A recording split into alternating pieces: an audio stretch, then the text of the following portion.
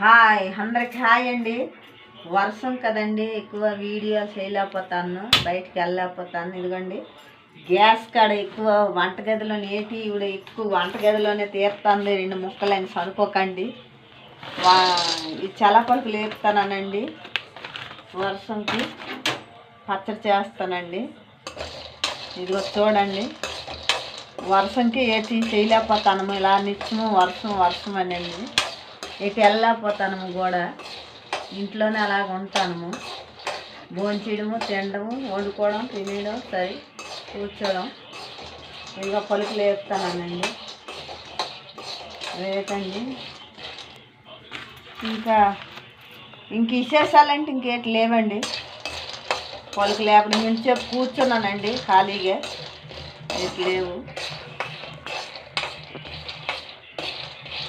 అరే వర్షం తగ్గిపోతే బోల్డ్ వీడియోలు తీసి పెడతానండి. ఏటి ఈవిడ ఏటి నెమ్మదిగా చెప్తానండి, సేమ్ అనుకోకండి.